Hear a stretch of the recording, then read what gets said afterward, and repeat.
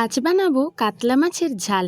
তো hello everyone, আমার একটি নতুন রান্নার ভিডিওতে সবাইকে স্বাগত। কাতলা মাছের মাথা আর ছিল দুটো ভোলা মাছ। তো মাছগুলোকে ভালো করে ধুয়ে নুন হলুদ মাখিয়ে রেখে দিলাম।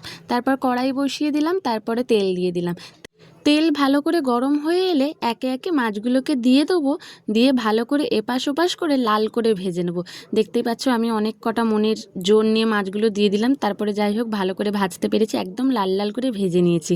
তারপর ওই তেলেই কালো জিরে দিয়ে দেবো, তারপরে পেঁয়াজ আর কাঁচা লঙ্কা দিয়ে দেবো।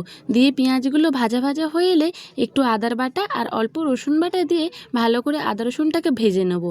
তারপর ভাজা হয়ে গেলে কেটে রাখা টমেটো দিয়ে দেবো। টমেটোটা দিয়ে আরও কিছুক্ষণ ভালোভাবে কষানো হয়ে গেলে নুন হলুদ গুঁড়ো লঙ্কা গুঁড়ো আর অল্প কাশ্মীরি লঙ্কা গুঁড়ো দিয়ে দেবো, যাতে একটু রঙটা লালচে লালচে হয়। তো যাই হোক ভালোভাবে মশলার সাথে কষানোর পরে জিরে গুঁড়োটা দিয়ে দেবো। জিরে গুঁড়ো দিয়ে ভালোভাবে নাড়ি চাড়িয়ে নিয়ে সামান্য একটু জল দিয়ে মশলাটাকে কষাবো। এবার ওই জলটাই ভালোভাবে ফুটে উঠলে আর একদম শুকিয়ে আসলে এবার ঝোলের মতন জলটা দিয়ে দেবো। জলটা খানিকক্ষণ ফুটতে ছেড়ে দেবো। এবার জলটা ফুটে উঠলে যে ভেজে রাখা মাছগুলো সেগুলো একে একে দিয়ে আরও কিছুক্ষণ ভালো করে ঢাকা দিয়ে ফুটিয়ে নেবো।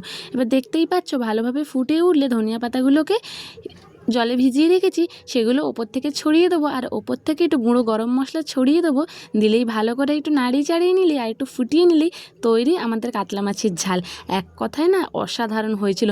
আর 2-3 দিন ধরে তো টানা বৃষ্টিতে গরম গরম ভাতে এই কাতলা মাছের ঝাল কিন্তু দারুণ হয়েছিল। তোমরা একবার পারলে বানিয়ে খেও।